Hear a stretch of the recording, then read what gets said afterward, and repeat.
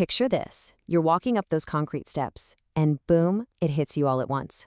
The vibrant sea of team colors, that unmistakable smell of the pie stands, and above all, the sheer, unadulterated chaos of 60,000 voices screaming at the absolute top of their lungs. Welcome to this explainer. Now, to the untrained ear, a football stadium is really just a giant container for sensory overload and raw emotion. But if we tune our ears just right, we discover that right beneath that deafening roar lies a highly sophisticated, meticulously structured linguistic battlefield. Today, we're putting the chants of the Terraces under the microscope to figure out how fans actually communicate. Okay, let's dive into this. Here is our roadmap for today. First, we'll look at the stadium linguistic battlefield. Then the semantics of belonging, followed by the weaponization of language. After that, we'll break down the architecture of the chant, diagnose the divide, and finally, wrap up with the future of the terraces. So, Section 1, the stadium linguistic battlefield, sensory overload. To actually make sense of all that sensory overload, we need to zoom out a bit. We have to look at the stadium as a place of deliberate construction. Take a fierce rivalry, like the historic Old Firm Derby. That wall of sound you're hearing? It's entirely intentional. It's not just background noise or random shouting. Not at all. Every single chant, every chorus, and yes, every slur that echoes across the pitch is a highly constructed tool. Fans are actively using language to draw a definitive, unyielding line between us and them. And honestly, once you realize that the noise is organized, you start to see the stadium for what it really is: a giant, fascinating laboratory of human behavior. Which brings us to a really crucial concept here: identity is signaling. In the linguistics of the terraces, language acts as a structural system. Fans are basically using words to establish exactly where they belong, to assert their dominance over the opposing team, and to explicitly mark out the outgroups. It's this almost clinical process of drawing tight borders around a community and then projecting that identity outward for everyone else to see. But how exactly does this translate into the specific types of chants we hear? Moving on to Section 2, the semantics of belonging, non-sectarian chants. At their very core, non-sectarian chants are essentially linguistic tools of cohesion. They function on this beautiful principle called associative memory. When thousands of fans sing about local history, club legends, or past triumphs, they are instantly accessing a shared memory bank. It's pretty much the world's loudest inside joke. By referencing these highly specific, shared touchstones, the language generates a massive psychological we. And notice, it's entirely internally focused. They aren't worrying about the opponent. They are actively building up the shared value system of their own club. And this brilliantly illustrates exactly how they work structurally. Non-sectarian chants often mirror the cadence of traditional folk songs or anthems. Think of it as a hymn structure. They deliberately use high-frequency, incredibly simple vocabulary. We're talking words like glory, heart, pride, always. Why? Because simplicity equals effortless participation. It allows thousands of completely distinct individual voices to instantly merge into a single monolithic harmonic entity. Plus, these chants operate on the function of praise. It's all about positive reinforcement, celebrating a striker's amazing goals or a manager's brilliant tactics, basically reinforcing an idealized, club-centric reality. Section 3, the weaponization of language, sectarian chants. Now, sectarian chants operate on a radically, and I mean fundamentally different linguistic logic. They are absolutely not designed to unify or celebrate the internal group. Instead, they rely on what sociolinguists identify as outgroup hostility markers. These are specific linguistic tools deployed for one purpose and one purpose only: to explicitly diminish, attack, and mark the external other. In these environments, language is acting as a strict gatekeeper of deep, centuries-old historical conflict. It completely ignores the actual match happening on the grass in favor of an intense ideological battle up in the stands. Let's actually break down the mechanics of how this weaponization functions. First up is the othering mechanism. Sectarian chants are incredibly efficient at collapsing vastly complex historical and political identities into very quick, shorthand slurs. Think about it.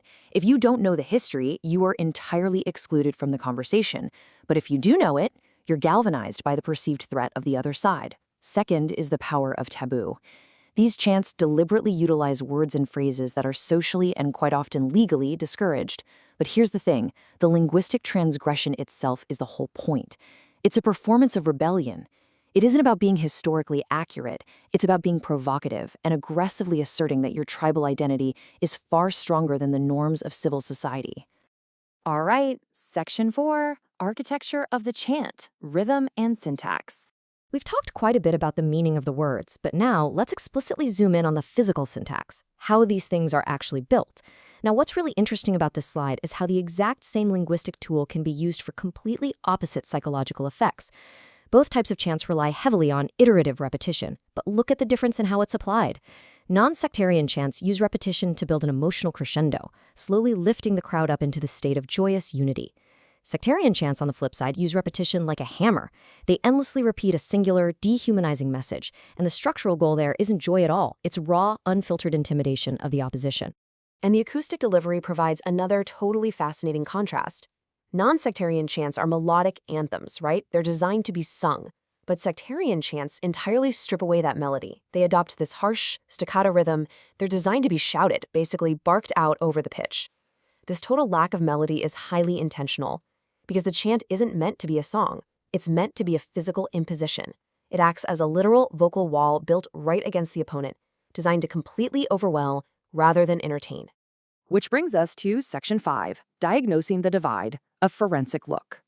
So, what exactly happens to the physical atmosphere of the stadium when these contrasting linguistic structures violently collide? Have you ever been in a massive crowd when the mood just suddenly turns?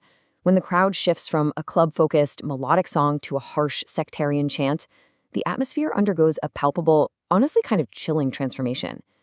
In that exact linguistic moment, the stadium fundamentally stops being a venue for a sporting event. It instantly transforms into a highly charged site of identity contestation. I really want you to absorb this quote from the research. Sectarian chants are, in a linguistic sense, a form of systemic boundary maintenance. This is a massive realization. We aren't simply talking about thousands of people using bad words. It is about the deeply structural function of language holding up invisible borders. The chants are literally the fences that keep the community strictly defined. And this boundary is actively maintained in 3 distinct steps. First up, the language defines the border by explicitly stating exactly who is excluded. Second, the use of extreme slurs and taboo phrases actively eliminates any middle ground or nuance. You simply cannot be neutral when the language is this polarized, which leads directly to the final step, solidifying a rigid binary world of us versus them. Through language alone, the crowd actively creates and enforces a reality where the other is completely, systemically shut out. Finally, Section 6, Future of the Terraces.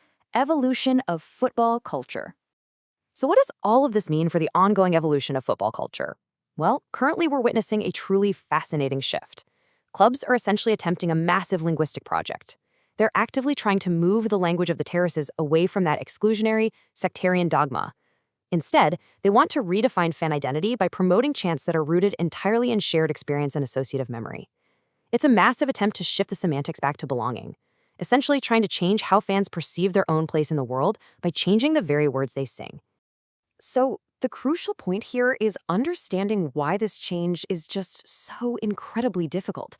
Sectarian chants are not just songs. They are real artifacts of history, deeply embedded in the sport and intrinsically tied to deep-seated social divides that exist far beyond the stadium walls.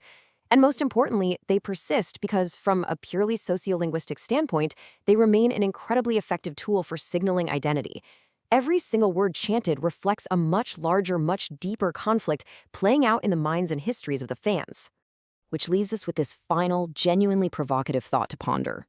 Given how deeply intertwined these sectarian chants are with historical identity and tribal loyalty, can a top-down, enforced change to the language of the terraces ever truly work?